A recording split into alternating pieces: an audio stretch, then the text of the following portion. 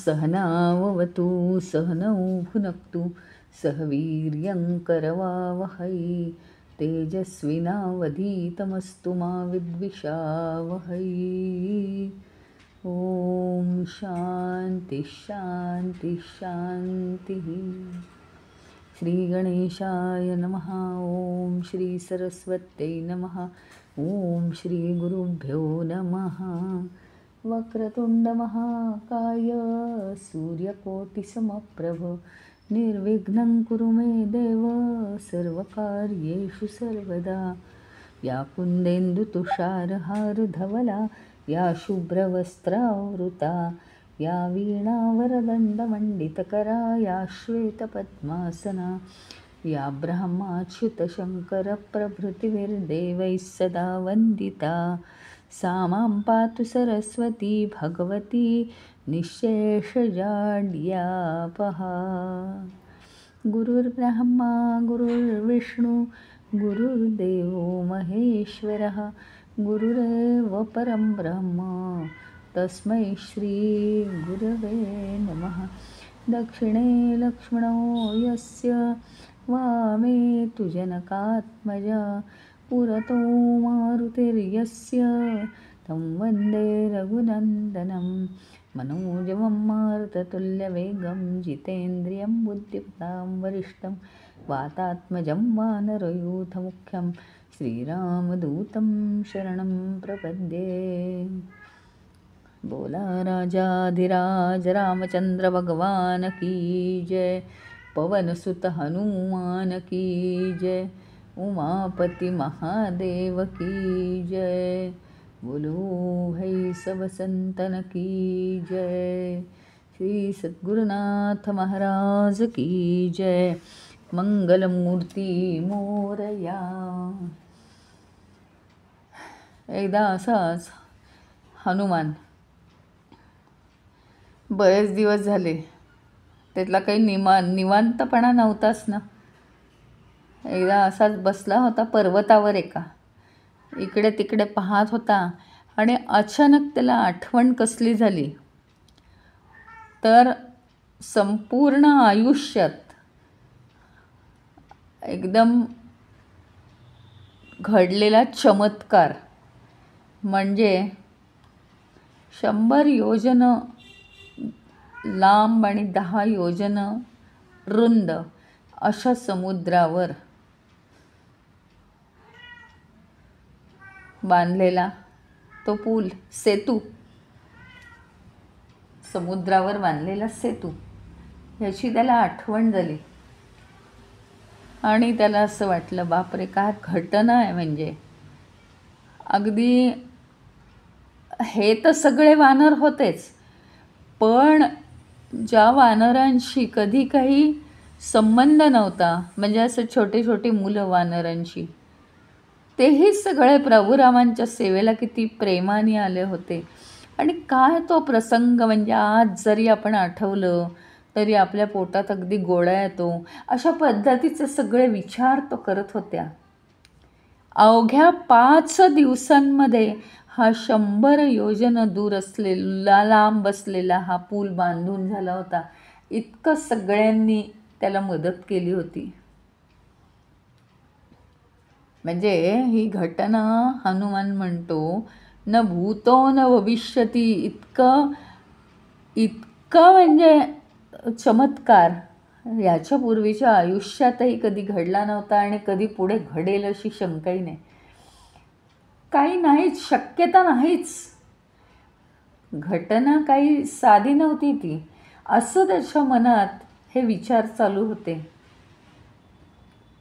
हजारो पटींनी सगळ्यांनी या मोहिमेत भाग घेतला होता आणि किती राबावं सगळ्यांनी, त्या मोहिमेसाठी किती राबावं, काय तो उत्साह, श्रीरामांना मदत करायची आहे, श्रीरामांना मदत करायची आहे। प्रभू रामांना आनंदी करण्यासाठी एवढं झटायचं म्हणजे आजकाल तर हे दिसणारच नाही. आणि अशा या सगळ्या उदात्त विचारांमध्ये हनुमान असताना काय झालं, असं डोळे मिटून तो विचार करत होता हां, आणि अगदी मंत्रमुग्ध झाला होता. तर त्याचे डोळे उघडले गेले, त्यातनं तो बाहेर आला त्या विचारातून. आणि अचानक त्याला काय दिसलं की हजारो वर्षापूर्वी जो सेतू बांधलेला आहे त्याचे काही काही अवशेष त्याला दिसत आहेत. आता काही दगड वेगळे होऊन आता पाण्यावर तरंगत आहेत. तेवढ्यात काय झालं माहिती आहे का, म्हणजे खरोखरीच स्वतःला तो मोठा समजत नव्हता त्याच्यात, पण प्रभू श्रीरामांची ताकद किती आहे असं तो समजत होता. तर अचानक काय झालं की त्याच्या डोक्यावरती एक काळी अशी मोठी आकृती गरगर गरगर फिरताना त्याला दिसली. अतिशय स्पष्टपणे ती आकृती दिसत होती. म्हणजे जर एखाद्या सामान्य माणसाने जर पाहिलं असतं, अगदी भूतासारखी ती आकृती, काळी काळी आकृती त्याच्या डोक्यावर गरगर गरगर फिरत होती आणि जोरजोरात फिरल्यामुळे अशी हवा लागत होती डोक्याला. त्यांनी वर बघितलं, सामान्य माणूस असताना तर त्याचं हार्ट फेल झालं असतं, इतकी भयानक आकृती होती तो. पण हनुमान शांत होता. त्यांनी स्मितहास्य केलं आणि तो त्याच्याकडे बघू लागला. मग त्या आकृतीने बोलायला सुरुवात केली. आता हनुमान काय आहे, हजारो वर्षापूर्वीचा प्रसंग आठवतो, म्हणजे तो आता वृद्ध आहे ना. ए वृद्ध माकडा, तू एक काळ असा होता की तू महानायक होतास. ती आकृती बोलतीये. एक काळ असा होता की तू या विश्वाचा महानायक होतास. तुला तेवढे सगळे हे मिळाले होते अधिकार, तुला तेवढी ताकद मिळाली होती देवांकडून, तुला सगळे वर मिळाले होते. तेव्हा मला वाईट वाटलं. हां, आता तो काळ संपलाय. आता लक्षात ठेव, माझी सत्ता चालणार आहे आता.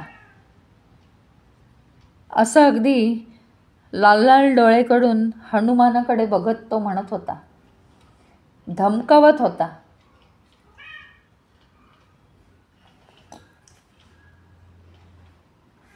आणि तो कोण होता, तर म्हणे तो शनिदेव होता. शनिदेव होता तो. आणि मग आता त्यांनी सांगायला सुरुवात केलेली आहे.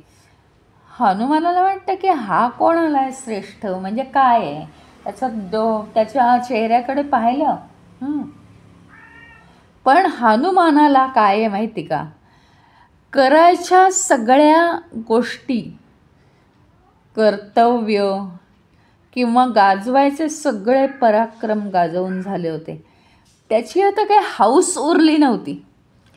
आता काय त्याचं म्हणणं की कष्टाने म्हणावं. जेव्हा जरूर होती तेव्हा शारीरिक कष्ट करून श्रीरामांची सेवा आपण केली. पण आता खरी सेवा म्हणजे काय, आपल्या हृदयामध्ये श्रीरामांना साठवून ठेवायचं. आता त्या परमेश्वराशी एकरूप व्हायचं. आता ह्याच्यामध्ये त्याला कोणी नको होतं. म्हणून शनिदेवाकडे काही त्यांनी लक्ष नाही दिलं की तुला नाचायचं आहे, तू खुशाल नाच, आता तुझे दिवस आलेत म्हणतोयस का, ठीक आहे, माझ्यामध्ये तर तू आला नाहीस ना. हां, आता बघा ना पुढे काय काय होतं बघा. तर काय झालं, शनिदेवाच्या अंगात मात्र खुमखुमी आहे ना. हा शांत कसा बसलाय. तर तो काय म्हणाला, हनुमान म्हणाला, मला आता आध्यात्मिक साधनेवर लक्ष केंद्रित करायचं आहे, तुझ्याकडे पाहायला मला वेळ नाही. लहान तरुणपणी माझ्या अंगात ताकद होती, मी तुझ्यासारख्या अनेक मूर्खांना चूप बसवलेलं आहे, पण आता मला ते करायचंच नाही, माझा तो उद्देश नाही आता. म्हणून मग शेवटी तो मागे लागला शनी. म्हणून हनुमान म्हणाला, बरं बाबा, बरोबर आहे, तुझंच बरोबर आहे. आता तू श्रेष्ठ ठरणार आहेस का? मग ठर ना, आता मी माघार घेतो, असं म्हणाला तो. मला आता माझ्या श्रीराम प्रभूंवर लक्ष केंद्रित करू दे. हनुमानाने परत डोळे मिटले. तो काय म्हणाला शनिदेव त्याला, तू मला एकदा रावणापासून वाचवलं होतंस, तुला आठवतं आहे का म्हणे. रावणाचं सगळ्यांवरच हे होतं ना. म्हणजे तुम्हाला सांगते, रावण इतका भयंकर पराक्रमी होता, हे तर आपल्याला माहितीच आहे. ते आपले कोण बृहस्पतींना त्यांनी बोलवलं होतं तिथे सप्तशती वाचायला लंकेमध्ये. सगळ्या देवतांवर त्यांनी सत्ता गाजवली होती, सगळ्या देवतांवर. आणि म्हणून शनिदेव, म्हणजे आता रावणाची सुद्धा 7.5 असेल ना. शनिदेवाने त्याला त्रास द्यायला सुरुवात केल्यानंतर शनिदेवाला सुद्धा मारण्याचा रावणाने प्रयत्न केला होता, तेव्हा मारुतीने त्याला वाचवलं होतं शनिदेवाला. तर तू मला रावणापासून वाचवलं होतंस, म्हणून मी आत्ताच्या आत्ता तुला आव्हान देऊ शकत नाही आहे, कारण नीतिनियमाला अनुसरून आहे ते. पण मी त्यावेळेस तुझे आभार मानलेले आहेत. आणि एक लक्षात ठेव, मनात आणलं तर मी तुला आव्हान देऊ शकतो. कारण काय, आता जे काही झालं ते खूप इतिहास जमा झालं, शेकडो वर्ष गेली त्याला. तर कुठलाही होऊन गेलेला काळ हा भूतकाळ असतो, काही त्याला महत्त्व राहत नाही, हे लक्षात ठेव. त्यामुळे जे झालं ते झालं. तुला त्यावेळेस तशी बुद्धी झाली, तू मला वाचवलंस. पण आता मला काही तसं करायचं नाही.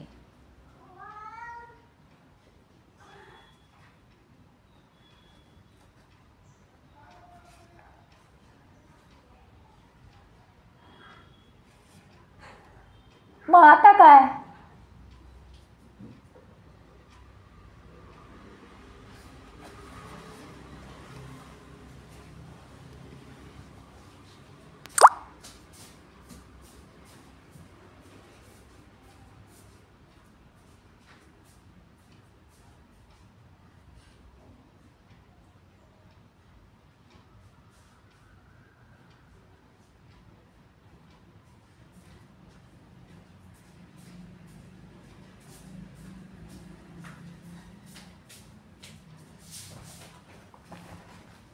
तो म्हणाला की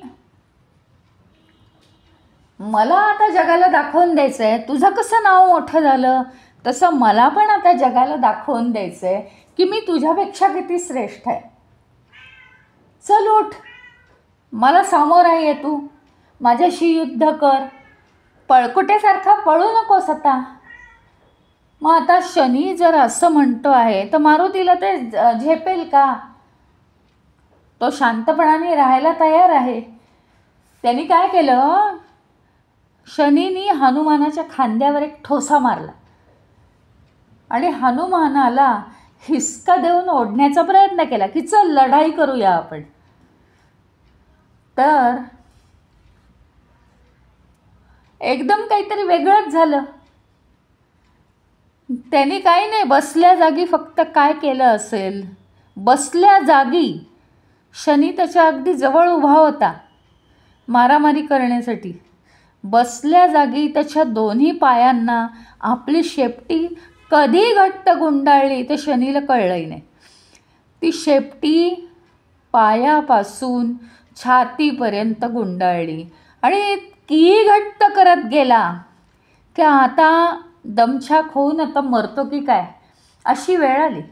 विळखा बसायला लागला त्या शेपटीचा आणि तो जसजशी ती शेपटी घट्ट करायला लागला त्याची दोन्ही पावलं एकत्र झाली आणि तो आता पूर्णपणे हतबल झालेला आहे. हालूच शकत नव्हता तो त्याच्या जागेवरून. आता हनुमानाने काय केलं, आकाशात झेप घेतली त्याच्या सकट आणि हनुमानाच्या शेपटीला तो गुंडाळलेला आहे. तो आता हनुमानेने आकाशात झेप घेतली, तो त्याला टांगला जायला लागला. शनीसुद्धा, शनी त्याच्या मागे उडायला लागला. हां, आणि खेचला जायला लागला तो. आता हनुमान समुद्राच्या दिशेने उडायला लागला आणि सारखा खालीवर खालीवर हिसके देतोय त्याच्या शेपटीला. त्यामुळे हा इकडे तिकडे हेलकावे खायला लागला शनी. मग समुद्राच्या जवळून खालून जायला लागला तो हनुमान.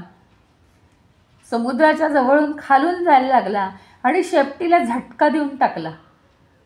तो शनी समुद्रात बुडला, किंचाळला तो आणि समुद्रात तोंडावर पडला.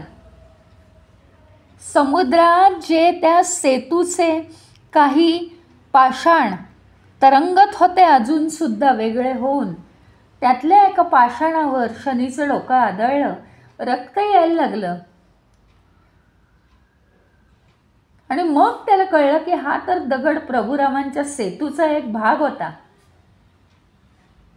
परत परत त्याचं डोकं दगडावर आपटलं जायला लागलं आणि हनुमान पद्धतशीरपणे त्या तरंगणाऱ्या पाषाणांवर त्याचं डोकं आपटावं अशा रीतीने शेपटी हलवत होता आकाशात उभा राहून.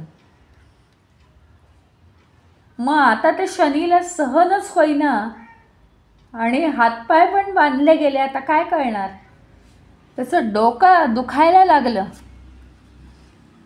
मग नंतर काय, तो शनीने डोळे मिटून घेतले. आता आपलं सगळं संपलं आहे असं त्याला वाटलं आणि आता आपण मृत्यू येणार आपल्याला. आत्ता नाही तर थोड्या वेळाने तो आता मृत्यूची वाट पाहतोय. हळूहळू तो आता अगदीच याला आला आहे, अतिशय नम्र झाला आहे. त्याच्यातली सगळी ताकद संपली हे पाहिलं हनुमानाने आणि शेपटीची पकड हळूहळू मोकळी केली. हां, आणि शेपटी मोकळी सोडली. शनी त्याच्या विळख्यातून सुटला आणि काय आश्चर्य, समुद्र नाही, विळखा नाही, पाषाण नाही. आणि जिथे वाद घालायला लागले होते पर्वतावर हनुमान बसला होता, तिथं शनी आला होता. त्याच पर्वतावर ते परत येऊन पोहोचले. आणि हनुमान काय म्हणतो तर, शनिदेवा तू काय म्हणत होतास, मी तुझ्या शौर्य ऐकून पळकुटेपणा करतोय असं काहीतरी तू बोलत होतास ना, बोल ना पुढे, काय म्हणायचं आहे तुला, असं अगदी निरागसपणे हनुमान विचारत होता त्याला.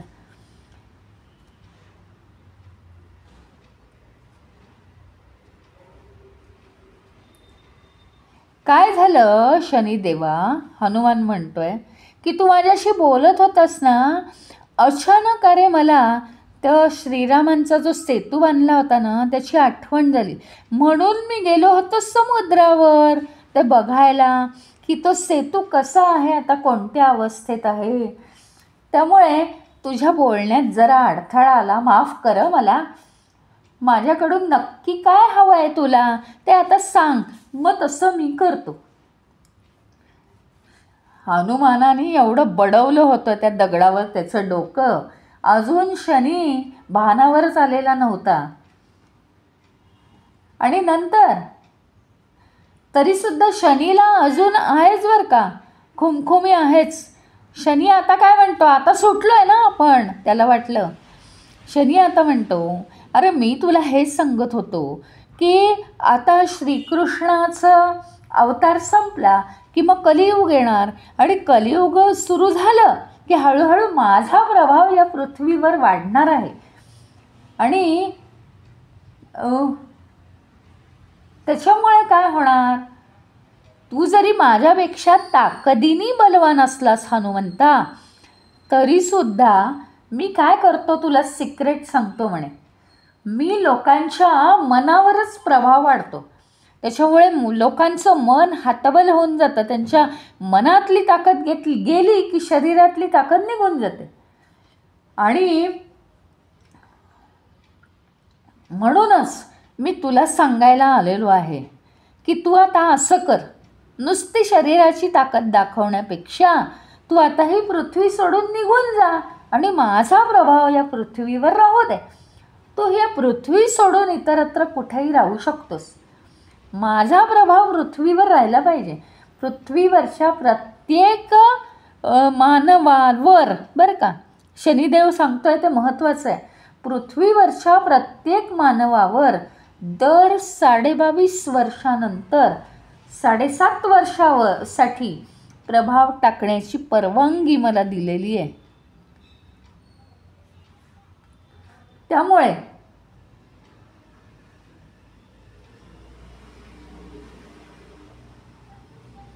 हनुमान म्हणतो, हे बघ, मी मानव नाही आहे, त्यामुळे तुझा प्रभाव माझ्यावर पडणार नाही आहे, मी इथून काय हलणार नाही. शनी मात्र ही जी भूतमात्र आहेत त्यांच्या प्रत्येकावर प्रभाव टाकतो असा आग्रहाने सांगत होता. मग शनीने सांगितलं, आहे बघ, तू वृद्ध आहेस ना, आणि वृद्धांवर माझा प्रभाव जास्त असतो. हनुमानाला एकदम चीड आली की सगळ्यांवर प्रभाव पाडणारा आणि शिवाय मस्ती करणारा तू कोण? लोकांवर कसा प्रभाव पाडतोस तू? मला जरा समजावून सांग ना, तो म्हटला शनीला. हनुमानाने विचारलं. मग शनीनी एक भाषणच दिलं त्याला, आणि ते महत्त्वाचं आहे, म्हणजे ते आपल्या जीवनामध्ये साडेसाती कशी येते. तो म्हणाला, माझी एक शिस्तबद्ध पद्धत आहे लोकांचा नाश करण्याची. शनी सांगतोय, मी 7.5 वर्ष लोकांना त्रास देत असतो. त्याचे मी 3 भाग केलेत म्हणे. प्रत्येक टप्प्यावर व्यक्तीचा कसं सर्वनाश होईल त्या बाबतीत ते मी पाहतो. तशी मी योजनाच केली आहे म्हणे. पहिली 2.5 वर्ष मी काय करतो, तर सगळ्यात प्रमुख मानवाचं म्हणजे त्याचं डोकं, त्याच्या डोक्यावर राज्य करतो. त्याची स्मरणशक्ती कमी करतो, त्याचं मन काबीज करतो, त्याचं मन एकदम कमकुवत बनवून टाकतो. मग इतरांबद्दल तो गैरसमज करून घेतो, चिडचिड करतो, घटनांबद्दल परिस्थितीबद्दल चुकीचे अंदाज बांधतो आणि हारतो जीवनात. अशा प्रकारचा घोळ त्याच्या मनात एकदा का झाला की त्याचं जवळजवळ निम्मी नुकसानी झालेलीच असते.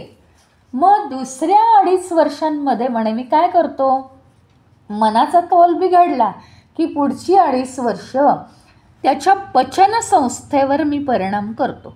म्हणजे पहिला झाला मानसिक तोल बिघडवणं, दुसरा झाला पचनसंस्थेवर परिणाम करणं, म्हणजे काय, शारीरिक प्रकृती बिघडणं. बिघडलेली पचनसंस्था आजारांना निमंत्रण देते. सगळे आजार म्हणजे काय, अन्न पोटात जाऊ शकत नाही, आजार होतात. अशा रीतीने सगळे न संपणारे आजार लावतो त्यांना. आणि शेवटच्या 2.5 वर्षांमध्ये त्याच्या पायाशी, म्हणजे पहिल्या 2.5 वर्षात त्याच्या डोक्यामध्ये मी राहतो, शनी म्हणतो. दुसऱ्या 2.5 वर्षात त्याच्या पचनसंस्थेमध्ये मी राहतो, आणि तिसऱ्या 2.5 वर्षात त्याच्या पायाशी मी राहतो.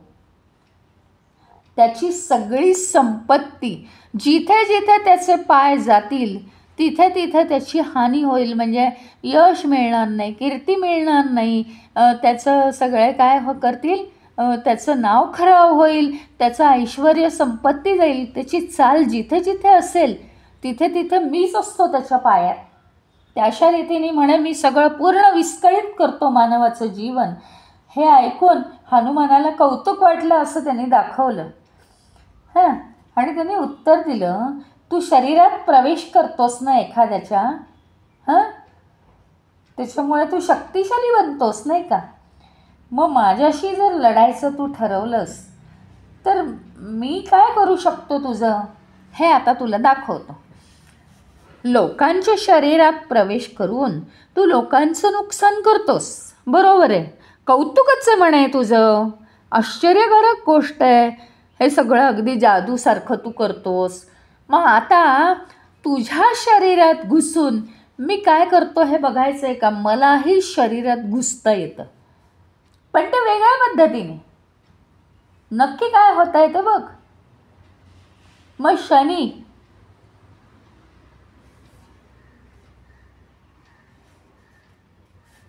आता इतकं सगळं बोलून झाल्यावर शनी अजून काय त्या मस्तीतच आहे बरं का, त्याच्या डोक्यात काही शिरत नाही अजून. तेवढ्यात हनुमान आपल्या सर्व शक्तीनिशी शनीच्या डोक्यात घुसला. म्हणजे डोक्यात घुसणं म्हणजे काय? शक्ती बरं का, आपली शक्ती त्याच्या डोक्यात घुसवणं. आणि शनीला आता डोकेदुखी चालू झाली आता. मग काय केलं हनुमान? आता एकेका पर्वतापर्यंत शांतपणे जायला लागला. आता काय झालं माहिती का? त्यांनी एक पर्वत डोक्यावर घेतला आहे हनुमानाने स्वतःच्या डोक्यावर एक पर्वत घेतलेला आहे. पण हनुमानाची शक्ती कुठे आहे? म्हणजे आपलं जिवंत राहण्याचं जे चैतन्य असतं ते चैतन्य अर्ध त्यांनी कुठे ट्रान्सफर केलं आहे? शनीच्या डोक्यात. आता काय झालं आहे की हनुमानाने डोक्यावर एक पर्वत घेतला. शनीचं डोकं जड झालं आहे आता. त्याने दुसरा पर्वत त्याच्यावर ठेवला. एका पर्वतावर दुसरा पर्वत, तो चालतोच आहे, त्या हनुमानाला काही होत नाही. असं करता करता आता शनी ओरडायला लागलाय की अरे काय करतोयस हे? हां, तर शनीच्या डोक्यावर आणि पाठीवर आता भार व्हायला लागला. पर्वत काही एवढूसा नसतो. तो आता ओरडायला लागला, अरे मला हे सहन होत नाही आहे. तो आपला दिमाखात चालतोय. असे त्यांनी एकावर एक 5 पर्वत घेतले डोक्यावर. त्याला काही वाटत नव्हतं. तर शनी मात्र आता तळमळायला लागला. आणि मग शनीने त्याच्याकडे दयेची याचना केली आहे, कृपा करून हे पर्वत तू खाली ठेव, मला असह्य होत आहे. अरे माझ्यावर कृपा कर, माझा जीव जात चाललाय. हे बघ, लोकांकडे मी 7.5 वर्ष राहतो, लोकांच्या शरीरात, लोकांच्या जीवनात. तुझ्या शरीरात मी फक्त 2.5 दिवस राहीन ना बाबा. का तू मला त्रास देतोयस? 2.5 दिवस तरी याची राहायची हिंमत कशी होते माझ्या शरीरात? हनुमान अजून संतापला. अजून एक पर्वत तो घ्यायला पुढे झाला, पण हनुमानाला काही हे मान्य नव्हतं. 2.5 दिवस काय? तुझ्यासारख्या मूर्खाला माझ्या शरीरात ठेवून घेऊ मी 2.5 दिवससुद्धा नाही, 2.5 मिनिटात तुला खलास करीन. त्यांनी काय केलं? पुढचा एक पर्वत डोक्यावर घ्यायला सुरुवात केली. आणि मग मात्र जीवाच्या आकांताने शनी ओरडला, अरे तू मला ठार मारायला निघालास की काय? थांब ना जरा, मी तुला 1 दिवससुद्धा त्रास देणार नाही. आणि मग त्यांनी पुढे हे सांगितलं की अजूनही तू थांबत नाहीस, तू माझी तक्रार ऐकत नाही आहेस, हे बरं नाही आहे. पण आता मी तुला खरंच सांगतो हनुमाना, तुझं नाव घेणारे जे भक्त असतील त्यांना मी नाही रे छळणार. आता तरी तू हे पर्वत उतरव माझ्या डोक्यावरचे. आणि मग अशा रीतीने शनीचं गर्वाचं घर खाली करून टाकलं हनुमानाने. आणि मग सगळे डोंगर सगळे उतरवले आपल्या डोक्यावरचे. हां, प्रत्येक शनीच्या शरीराचा अवयव ठणकत होता. का नाही ठणकणार? केवढं ते पर्वतांचं ओझं. हनुमानाचं एक वेगळंच कसलेलं शरीर आहे. शेवटी हनुमानासमोर गुडघे टेकले शनीनी आणि तो म्हणाला, हे माझं दुःख कमी करायसाठी तेल दे ना आता, तू एवढं दुःख वाढवलंस माझं. काय म्हणाला असेल हनुमान? ज्या ज्या लोकांना तू आजपर्यंत त्रास दिलायस 7.5ला, त्यांच्याकडे तेल माग. आणि तिथून हनुमान निघून गेला. आणि म्हणून अशी प्रथा पडली आहे की ज्यांना ज्यांना 7.5 आहे ते शनीच्या अंगावर तेल घालतात. कारण शनीचं अंग दुखून जातं, कारण हनुमानाचं शनीकडे लक्ष आहे. हा लोकांना कोणत्या त्रास देतोय. आणि म्हणून त्या दुखणाऱ्या अंगावर लोक शनीवर तेल घालतात आणि शनी पण शनीला सांगतात जणू काही की तू दिलेला शब्द पाळ, आम्ही हनुमानाची भक्ती करतो आहे आणि म्हणून तू आम्हाला छळू नकोस, असं काही जणू काही लोक सांगत असतात शनीला.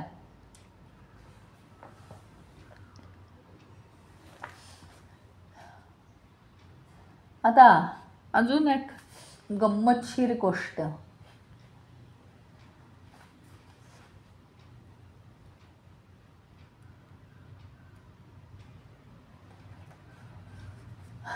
काय झालं की एकदा ना मथुरेवर हल्ला झाला बरं का. आणि मथुरेवर हल्ला झाला जोरदार. खूपच लोक घाबरले. त्याचं एक कारण आहे की श्रीकृष्ण आणि बलराम हे दोघंही भाऊ हे बाहेर गेले होते, मथुरेच्या काही कामासाठी गेले होते. आणि कुठलीही घोषणा न करता एक क्षेपणास्त्र शहरावर कोसळलं होतं. जिकडे तिकडे हाहाकार उडाला आणि सगळं हे म्हणजे सेना सज्ज झाली. पण हे कोण पाहत होतं तर श्रीकृष्णाच्या मुलांनाच हे सगळं पाहायला लागलं. तर त्यांनी सगळ्यांना इशारा दिला सज्ज राहण्याचा आणि बाकी सामान्य जनतेला सांगितलं आडोशाला जाऊन सुरक्षित राहा तुम्ही. तर ही परिस्थिती आटोक्यात आणायला श्रीकृष्णाचे पुत्र होते सगळे. चर्चेला ते एकत्र आले. आणि आपले वडील आणि काका नाही आहेत, त्यामुळे सगळ्यांवर आपली जबाबदारी आहे. आपल्या युद्धकौशल्याची परीक्षा आहे असं त्यांनी ठरवलं आणि आपण काहीही करून माघार घ्यायची नाही अशी शपथ घेतली. किल्ल्याचं महाद्वार उघडलं बरं का. आणि पुढे काय झालं तर सगळी यादव सेना जोरदार बाहेर पडली शत्रूवर विजय मिळवण्यासाठी. तातडीने ते बाहेर गेले आणि त्यांना धक्का बसलाय. 10,000 सैनिकांची फौज आहे समोर, पण आता काहीच उपयोग नाहीये ना. मग त्यांनी काय केलं. हा कोण होता माहिती आहे का. तो काही सामान्य नव्हता कोणी, नाहीतर गारद केलं असतं त्याला. तो होता कलंक राक्षस. कलंक नावाचा राक्षस होता आणि हत्तीवर बसून आला होता तो. श्रीकृष्ण इथे नाही याचा त्यांनी फायदा घ्यायचं ठरवलं होतं. आता ह्यांचं जे सैन्य आहे तो कलंक राक्षस इतका धिप्पाड. तुम्हाला माहिती आहे की प्रत्येक वेळी राक्षसे भयंकर उंच उंच असतात अगदी. म्हणजे ह्यांची उंची त्याच्या गुडघ्यापर्यंत सुद्धा येत नव्हती. इतका प्रचंड मोठा उंच होता तो. सगळे सैनिक घाबरले. आता याला कसं तोंड द्यायचं. आणि श्रीकृष्ण तिथे नाही आहे हे सगळं पाहूनच तो आला होता. मग त्याने चपळाईने त्या राक्षसाने हल्ला करायला सुरुवात केली. सैनिक, रथ, हत्ती हे असं छोटे छोटे सगळे सहज उचलायचं फेकून द्यायचं. त्याचा जरी स्पर्श जरी झाला तरी गोडे बिडे हे विव्हळायचे. तर काहींना तर तो हाताने चिरडून रक्तबंबाळ करायचा. इतकी त्याच्या अंगात ताकद होती. सगळी सेना अतिशय घाबरून गेली आणि सगळ्या कृष्णाच्या पुत्रांनी चारी बाजूंनी त्याच्यावर बाणांचा वर्षाव केला. पण काही उपयोगच होत नव्हता. तो काही साधासुद्धा राक्षस नव्हता ना. शेवटी श्रीकृष्णाच्या एका पुत्राने कपिंडास्त्र टाकलं. कपी म्हणजे माकड, मर्कट क्षेपणास्त्र असंही त्याचं नाव आहे.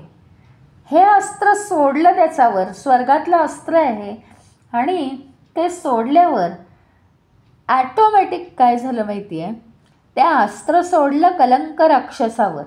पण इकडे काय झालं की एक वानर अवतरला त्यातून बरं का. एक वानर त्यातनं अवतरला. कलंकाला मारलं नाही. परत कलंकाला मारलं तर त्याचे तुकडे होतील आणि पुन्हा ते जुळले जातील वगैरे. आपल्याला माहिती आहे राक्षसांची नीती. म्हणून तसं नाही त्याने केलं. तर त्यांनी काय केलं, त्या अस्त्राने काय झालं की त्या अस्त्र टाकलं आणि ताबडतोब एक वानर त्यातून बाहेर आलं आणि ते महाकाय वानर त्यांनी हनुमानाचा अवतार धारण केला. आणि आता हनुमान कलंका एवढा झाला, जेवढा कलंक उंच आहे तेवढा झाला हनुमान. कमरेवर हात ठेवले, उभा राहिला कलंक राक्षसासमोर आणि त्याला पकडायला झेप घेतली. हां, आता कलंकानीच झेप घेतली, हनुमानाने चुकवली आणि कलंकाच्या कमरेला त्यांनी शेपटीचा हळूहळू विळखा घातला. तो इथे युद्धाच्या तयारीत आणि यांनी त्याच्या कमरेला विळखा घातला. त्याच्या कमरेला विळखा घातला आणि मगाचप्रमाणे तो हळूहळू उडाला आकाशात जोरात. तर तो सुद्धा उडाला त्याच्याबरोबर, त्याला उडवलं हवेत. आणि जसं चेंडू फेकावा, चेंडू उडवावा इकडे तिकडे, असं तो करायला लागला हनुमान. त्याची शक्ती पाहून आता कलंक घाबरलेला आहे आणि वरून खाली, खालून वर, त्याने तशीच हनुमानाच्या अंगावर गदा फेकली. तो हल्ला हनुमानाने चुकवला आणि ती गदा मथुरेच्या किल्ल्याच्या भिंतीवर जाऊन पडली. भिंतीचा चुराडा झाला. आता काय केलं, कलंकाच्या जबड्यावर हनुमानाने मारलेलं आहे जबरदस्त. तिथेच तो अर्धवेला झाला आणि खाली कोसळला, बेशुद्ध झाला. त्याच्या अंगावरनं उडी मारली आणि काही क्षणात हनुमान एक प्रचंड असं पर्वत घेऊन आला, कलंकावर फेकून दिला. जास्त लढायचं नसतं यांच्याशी, जास्त ताकद गमवायची नाही, कितीही मारा त्यांना ते परत जिवंत होतात. पर्वताच्या वजनाखाली त्या राक्षसाचं काय झालं, निर्वाण झालं, संपला तो. अशा रीतीने त्यांनी काय केलं, अंत केला, कलंकाचा अंत केला. असं हे कपिंडास्त्र.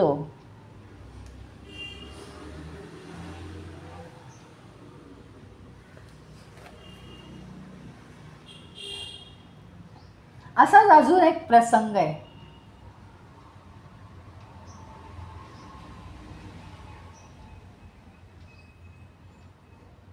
द्रौपदीच्या जीवनात एक प्रसंग आला. वस्त्रहरण म्हणा, काही म्हणजे तिचा जो अपमान झाला. ती किंचाळत होती आणि 5 जण पती होते, तरीही तिला धक्कादायक अनुभवातनं जावं लागलं आहे. म्हणजे काही तिला त्याच्यापासून सुटका नाही.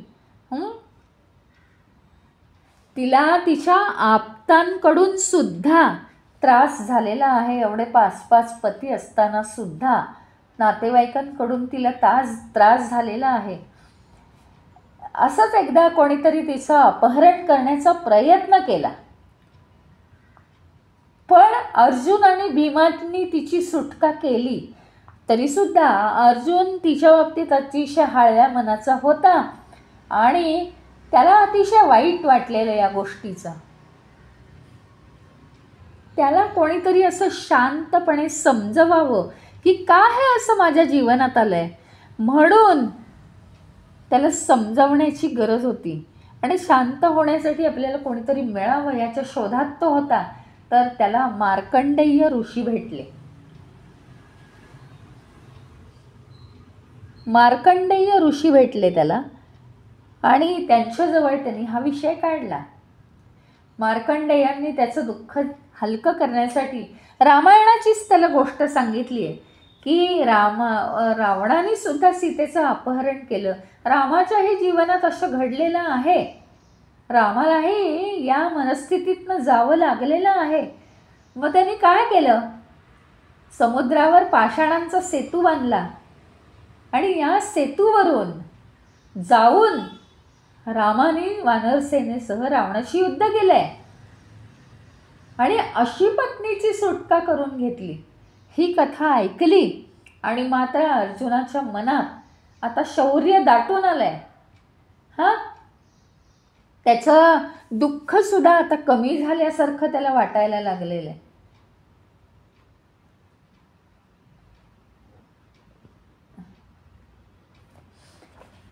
तर मग काय झालं की त्यातनं तो असं म्हणाला की हा पाषाणाचा सेतू समुद्रावर का बांधला श्रीरामांनी, त्या समुद्राला त्रास नाही का झाला वगैरे, असे त्या अर्जुनाचे विचार.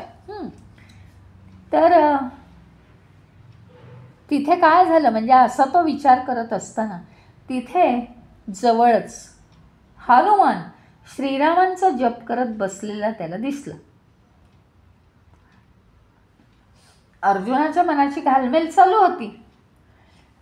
हनुमानाने काय केलं, जप पूर्ण केला आणि अदृश्य झाला आणि एका म्हाताऱ्या वानराचं त्यांनी सोंग घेतलं. तो अर्जुनाजवळ गेला बरं का. मार्कंडेय ऋषी आता त्याला समजावून निघून गेलेले.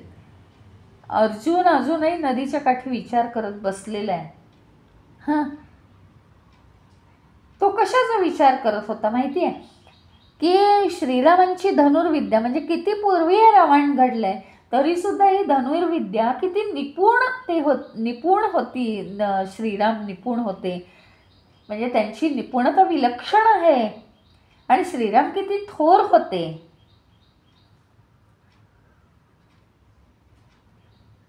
मग ते एवढे जर थोर होते तर त्यांनी असा का नाही विचार केला की बाणांनी पटकन तो पूल बांधायचा आणि त्याच्यावरून जायचं बरं का. सगळे दगड कशाला गोळा करत आणि वानर सेनेला त्रास कशाला दिला. 5 दिवस लागले तो पूल बांधायला आणि तो शेवटी दगडांचा बांधला असं वगैरे तो विचार करत होता. मग श्रीरामांच्या अंगी एवढी ताकद होती आणि एक तर ते एवढे शूरवीर धनुर्धर होते, तर मग त्यांनी त्या काळी बाणांचा पूल का नाही बांधला. बरं भराभर झालं असतं की नाही एक एक दगड उचलून टाकण्यापेक्षा. आणि दुसरी अशी गोष्ट म्हणजे वानर सेनेला एवढे कष्ट करून कशाला करायला लावला आहे हा पूल. ज्यावेळी त्यांना 5 दिवस लागतात श्रीरामांनी मनात आणल्यावर त्यांना 5 मिनिटं लागली असती ते करायला, तो पूल बाणांनी बनवायला. तर आता काय झालं, त्या वृद्ध वानराने म्हणजे हनुमानाने हे सगळं ओळखलंय त्याच्या मनातलं बरं का. हनुमानाने त्या वानराने सांगितलं. तो आता काही गोष्टी मनाशी विचार करत होता, काही गोष्टी मोठ्याने बोलत होता त्याच्याशी. तर तो वानर म्हणाला की तो पूल आता हे ओझं कसं पेलू शकला असता.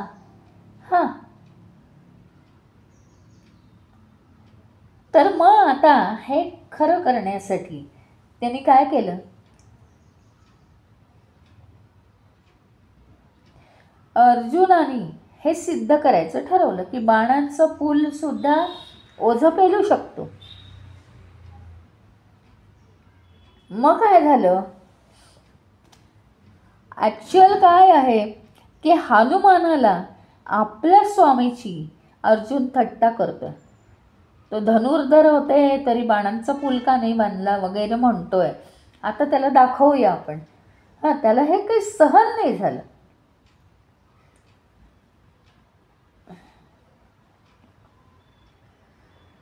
तर काय केलं,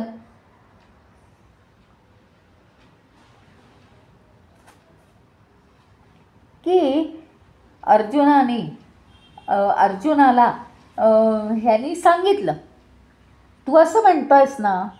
अर्जुनाला हनुमान म्हणाला, तू असं म्हणतोयस ना की का नाही सहन होणार ओझं त्या बाणांच्या सेतूला. मग आता तू बनवून दाखव बरं, बघूया आपण ओझं का नाही सहन होणार ते. वानरांचं वजन पेललं तर जाऊ शकतो ना दुसरीकडे. मग अर्जुनाने हे आव्हान स्वीकारलं. मोहिमेची तयारी सुरू केली. धनुष्याला बाण लावले आणि मंत्र जपायला सुरुवात केली. अर्जुनाने प्रार्थना केली, मोठ्या सगळ्या शक्ती जागृत केल्या. त्याच्याकडे खूप शक्ती होता. तलाव होता समोर. आणि आधी तलावाच्या पलीकडून आपल्यापर्यंत असे ते बाण तो मारायला लागला.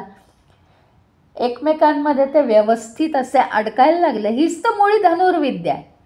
व्यवस्थित ते बाण तलावाच्या वर असे एकमेकांमध्ये अडकायला लागले आणि अडकवलेल्या बाणांच्या अशा अनेक फळ्या तयार झाल्या की मध्ये तलाव आहे मोठाच्या मोठा, त्या बाणांच्या पुलावरून पलीकडे जाता येईल. आणि म्हणता म्हणता दणकट सेतू तलावाच्या एका टोकापासून दुसऱ्या टोकापर्यंत तयार केला अर्जुनाने. अतिशय अभिमानाने एक टिचकी मारली आणि त्या वानराला त्याने बोलवलं. त्याला सांगितलं, या सुंदर सेतूवर पाऊल ठेवायला मी तुला निमंत्रित करतो. आता तू त्या सेतूवरून चालून बघ, तू जाऊ शकतोयस का, कारण तो सेतू आता मी दणकट बांधलेला आहे. मग काय झालं, हनुमानाने काय केलं, तो काय सरळ नव्हता. त्याने त्याच्यावर पाऊल ठेवण्याऐवजी त्याने त्याच्याकडे पाठ केली आणि अर्जुनाकडे बघत उभा राहिला. अर्जुनाचं लक्ष हनुमानाच्या तोंडाकडे. हळूहळू त्यांनी शेपूट त्या बाणांच्या सेतूवर ठेवली आणि त्याचं वजन वाढवलं शेपटीचं. आणि मग शेपटी जशी दाबली जायला लागली, सगळे बाण गळून पडले आणि अर्जुन बघतच राहिला आश्चर्यचकित होऊन. म्हातारं वानर काय म्हणालं, कदाचित काय झालंय, तुझं नीट लक्ष नाही आहे, तू नीट काम कर, तुला अजून एक संधी देतो मी, तुझा अंदाज काहीतरी चुकलाय, दणकट काम कर, तू परत एकदा पूल बांध. मग वानराने संधी दिली. तो तसा कंटाळला होता, पण त्याला ते आवडलं की यांनी मला संधी दिली आहे. आता जास्ती लक्षपूर्वक केलं, गांभीर्याने केलं त्याने ते काम आणि पुन्हा बाणांचा सेतू तयार केला. खालचा थर अतिशय दणकट, वरच्यापेक्षा खूप मजबूत असा तो सेतू तयार केला त्याने. आणि परत तो वानराकडे गेला. मागच्या वेळेसारखीच त्यांनी त्याला सांगितलं की तू सेतूवर चाल, सेतू जर नाही डगमगला तर बघू आपण जमतंय का. त्यांनी थोडासा जोर दिला. काय झालं, हळूहळू त्यांनी काय आता शेपूट नाही ठेवली, आता ती आयडिया संपली, अर्जुनाचं लक्ष जाईल म्हणून आता तो चालायला लागला सरळ सरळ सरळ साध्या माणसासारखा. आता मध्यात गेल्यावर मात्र त्यांनी जोर दिला जरा जोरात. आत्तापर्यंत तो अगदी अतिशय अलगद, स्वतःचं वजन पडणार नाही असं त्याच्यावर चालायला लागला. मध्यात गेल्यावर त्यांनी अतिशय जोर दिला. म्हणजे काय केलं तर जोर म्हणजे काही त्याचा बाहेरून जोर दिसतच नाही आपल्याला, ॲटोमॅटिक अंतरंगातून तो त्याचं वजन वाढवतो आणि तो जोर काही त्या सेतूला सहन झाला नाही आणि तो सगळा सेतू डगमगला आणि कोसळून गेला. आता तिसऱ्या वेळी अर्जुनाला स्वतःचा खूप राग आला. त्याचं कारण तो काय म्हणाला होता माहिती आहे हनुमानाला, की जर मी बाणांचा पूल बांधू शकलो नाही आणि त्याच्यावरून चालता येऊ शकलं नाही तर मी अग्नीत उडीन असं म्हटलं होता. आता भीती वगैरे काही नाही, या योद्ध्यांना कसली आली आहे भीती, पण त्याला आता स्वतःचा राग आला. अपमानित झालो आपण, आणि क्षत्रिय जर अपमानित झाला तर त्याच्या इतकं दुःख कोणाला नसतं. मग मोठी शीता पेटवून त्याच्यात त्याने उडी घ्यायचं ठरवलं. पण काय झालं, तिथे एक ब्राह्मण उभा होता आणि मग तो अग्नीमध्ये प्रवेश करण्याची तयारी करतो आहे. तर तेवढ्यात तो ब्राह्मण काय म्हणाला, हे बघ तू त्याला सांगितलंस जर मी पूल बांधू नाही शकलो तर अग्नीमध्ये मी प्रवेश करीन. अगदी हे काम तुम्ही दोघांनी मूर्खासारखं केलं आहे. तिथे तो तुला सांगत होता आणि तू त्याला म्हणत होतास की मला जर जमलं नाही तर मी अग्नीत प्रवेश करीन. हे सगळे दोघांचे शब्द ऐकायला तिसरा साक्षीदार होता का, नव्हता. मग हे खरं खोटं कशावरून आणि कशावरून तू चाललायस तिथे अग्नीमध्ये तुझा जीव द्यायला, असं म्हणून त्याने त्याला थांबवलं.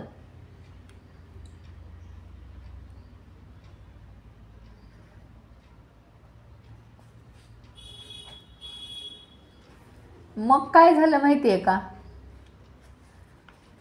त्यांनी आता अर्जुनाने श्रीकृष्णाची मनोमन प्रार्थना केली की ठीक आहे, मी जायचं नाही आहे ना, अग्नीत प्रवेश करायचा नाही, मग आता मी पूल बांधतो आणि हे श्रीकृष्ण तू मला मदत कर.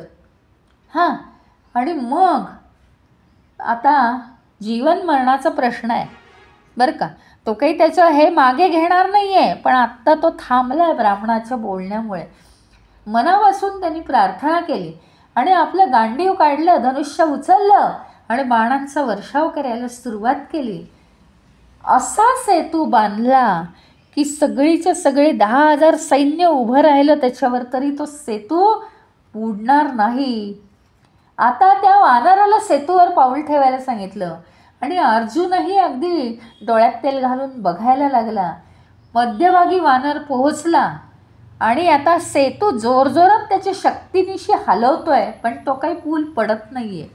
ह्याच्यावर उड्या मारायला लागला, हां, दणादण पावलं द्यायला लागला, हां, पण तरीही तो पूल काही पडेना. आता तो हनुमान खूप मोठं रूप त्याने घेतलं आणि अजून आता तो पूल आपल्याला मोडता येतो आहे का. अर्जुन आता त्याच्यासमोर मुंगीसारखा दिसायला लागला, तरीही तो पूल डगमगला नाही. मग अर्जुन आणि हनुमान दोघांनाही अतिशय आश्चर्य वाटलं आहे.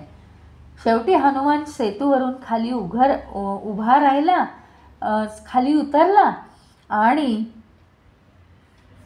तो जो ब्राह्मण होता, तो ब्राह्मण त्याला काय म्हणाला, साक्षी कोणी आहे का. आता तुमच्या बोलण्याला मी साक्षी आहे, तर आता तुमच्या दोघांच्या बोलण्याला मी साक्षी आहे, आता तू पूल बांध, असं म्हणाला होता तो ब्राह्मण. आणि आता इतका दणकट जो पूल बांधलेला आहे, आता हनुमान खाली उतरला की ठीक आहे, आता काही हा पूल पडत नाही आहे.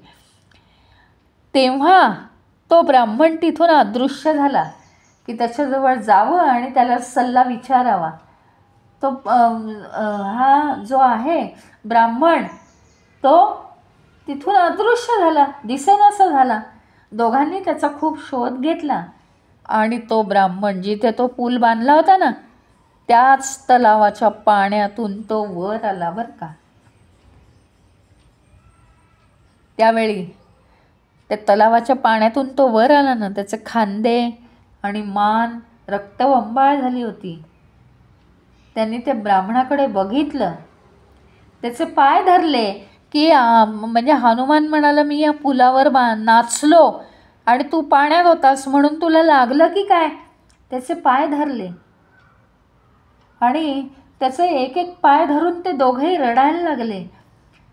तर हा का रडतोय, अर्जुन का रडतोय, कारण त्या ब्राह्मणाने सांगितलं की तू जीव देऊ नकोस, कारण मी साक्षी आहे. आता तू तो पूल बांध आणि त्याच्यामुळे तो पूल वाचलेला आहे. तर आणि हा हनुमान का रडला, तर मी असा पुलावर नाचलो म्हणून या ब्राह्मणाला हे झालं, रक्तबंबाळ झालं. आणि नंतर दोघांच्याही लक्षात येतं तो ब्राह्मण म्हणजे दुसरा तिसरा कोणीही नसून प्रत्यक्ष श्रीकृष्ण आहे. हे दोघांच्याही लक्षात आल्यानंतर श्रीकृष्ण भगवंतानी आपलं स्वतःचं मूळ रूप धारण केलं आणि क्षमेची याचना केली दोघांनीही. हनुमानाने सुद्धा आपलं मोठं रूप टाकून दिलं आणि दोघंही आपापली माघार घेऊन त्याच्या श्रीकृष्णाच्या चरणांवर त्यांनी डोकं ठेवलं. आणि श्रीकृष्ण काय आहे, एकच आहे. श्रीराम म्हणा की श्रीकृष्ण म्हणा, तो एकच आहे. त्याच्यामुळे श्रीरामांचा सेतू काय आणि श्रीकृष्णाने अर्जुनाकडून बनवून घेतलेला सेतू काय, शेवटी विष्णू हा एकच आहे ना. ते महत्त्व त्यांना पटलं. असे अनेक प्रसंग असे आहेत की त्या हनुमंतामुळे ते प्रकाशात आलेले आहेत. असेच काही प्रसंग आपण आता उद्या पाहू. आज थांबूया. बोला प्रभु श्री रामचंद्र की जय. पवन सुत हनुमान की जय. उमापति महादेव की जय। बोलो भाई सब संतन की जय। श्री सद्गुरुनाथ महाराज की जय। मंगलमूर्ती मोरया। ओम पूर्णमदः पूर्णमिदं पूर्णात् पूर्णमुदच्यते पूर्णस्य पूर्णमादाय पूर्णमेवावशिष्यते। ओम शांति शांति शांति। हरि ओम। श्री गुरुभ्यो नमः। हरि ओम।